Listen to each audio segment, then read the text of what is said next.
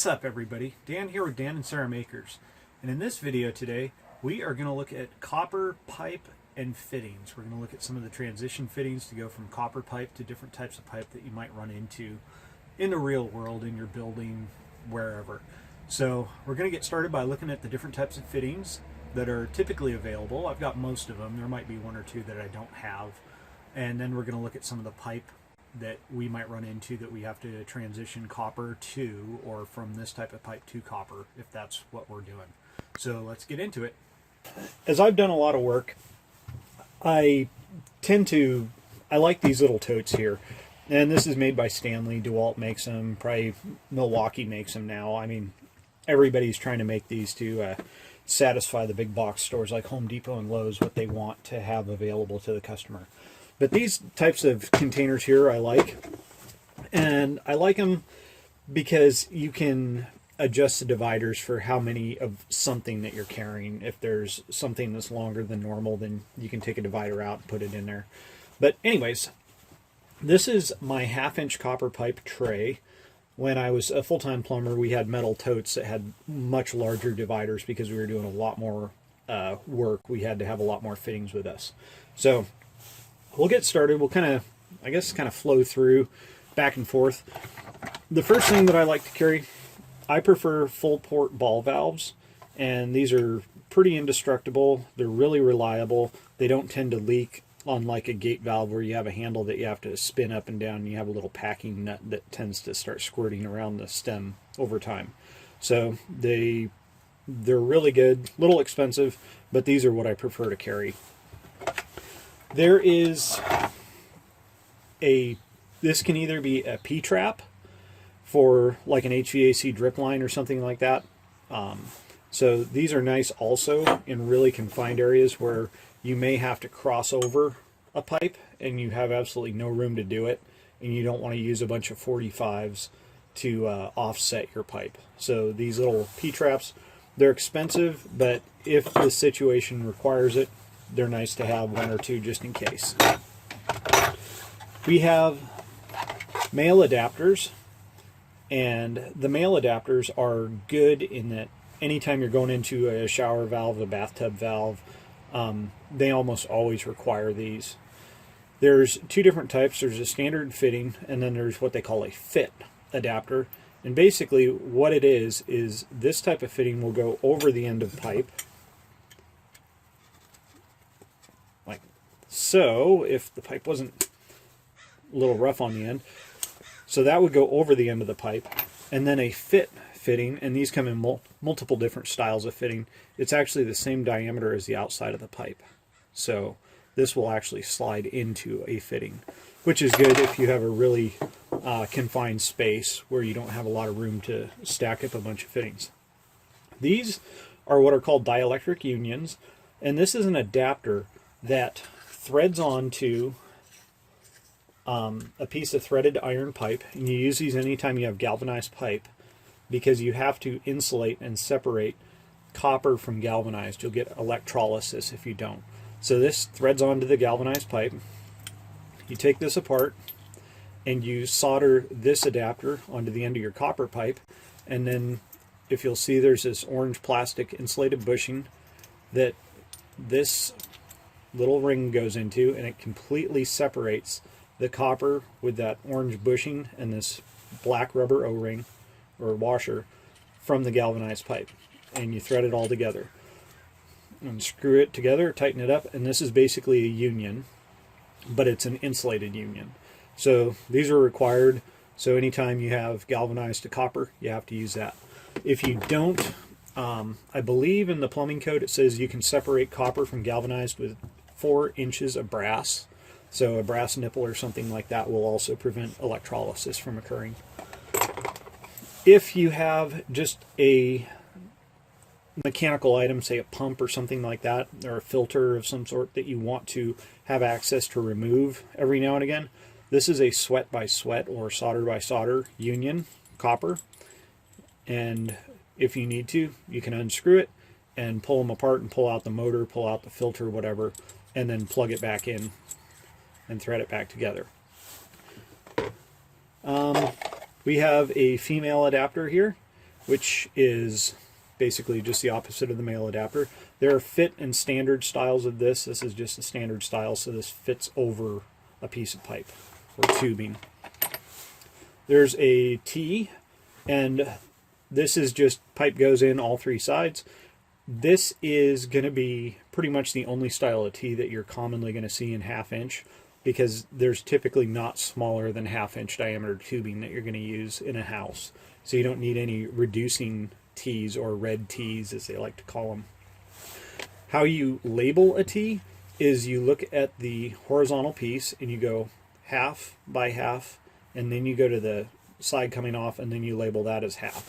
They have reducing T's that are 3/4 inch, which will be 3/4 by 3/4 by 1/2, or you could do 3/4 by 1/2 by 1/2.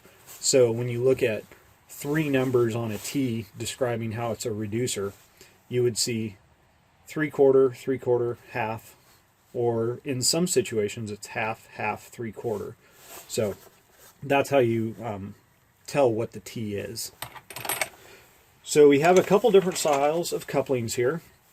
This one's really obvious that it's got a stop in it because it's got a ring rolled into it.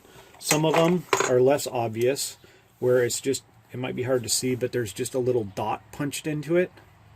And that means when I slide this coupling onto a piece of tubing, it's going to stop halfway. The tubing's not going to slide all the way in. That's fine most of the time, but every now and again when you've cut out a section of pipe, you get what's called a no-stop coupling, which is just basically a piece of tubing that slides all the way over the existing tubing. So you can slide it back, put in your new piece. This is especially useful when the pipe won't move at all.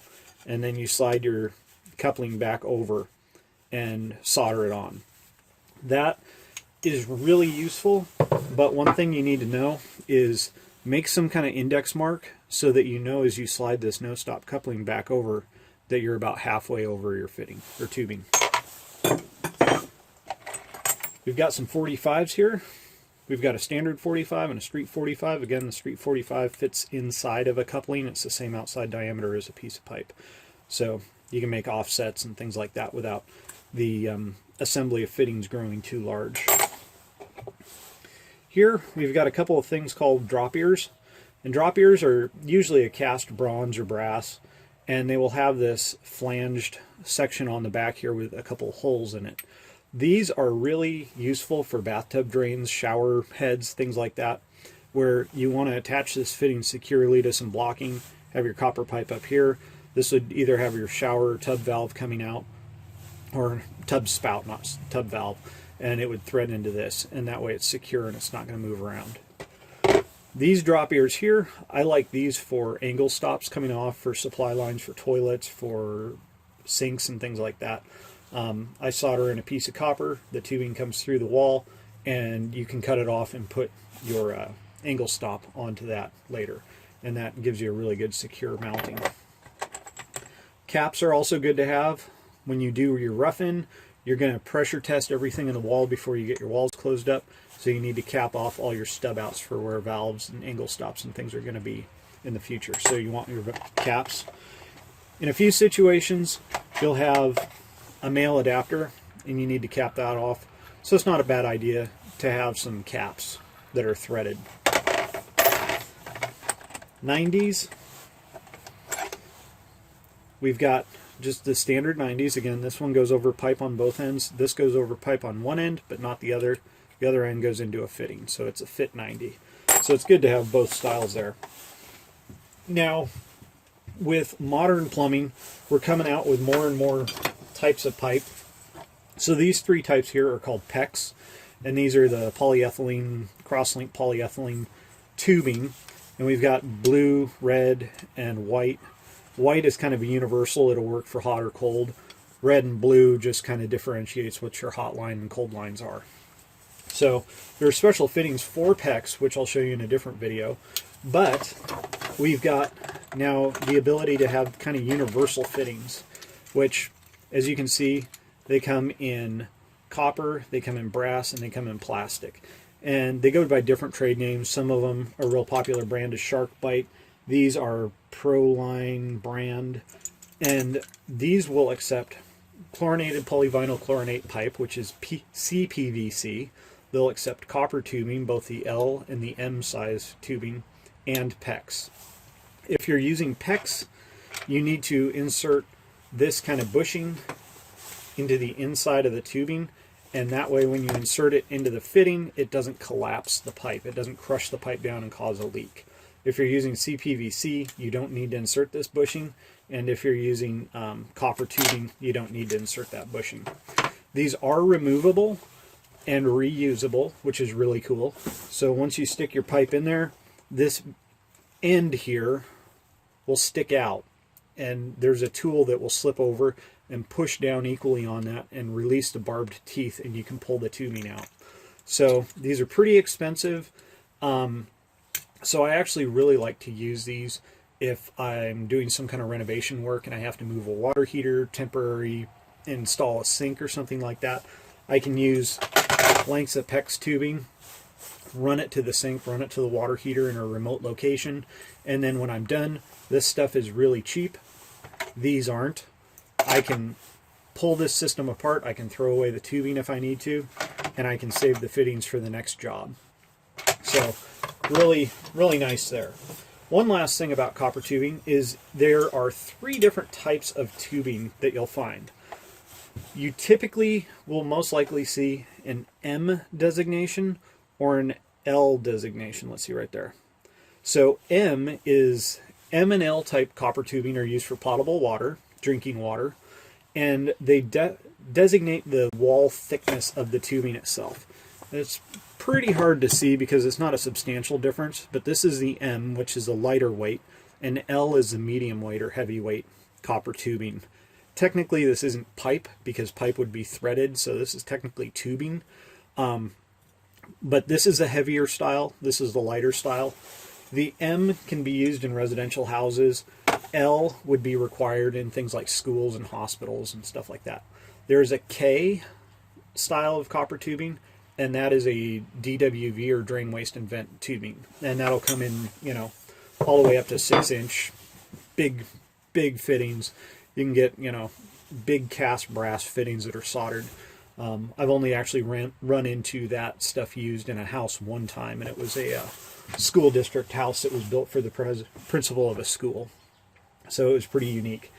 So anyways, yeah, this is pretty much what we're dealing with copper tubing. I hope that helped out.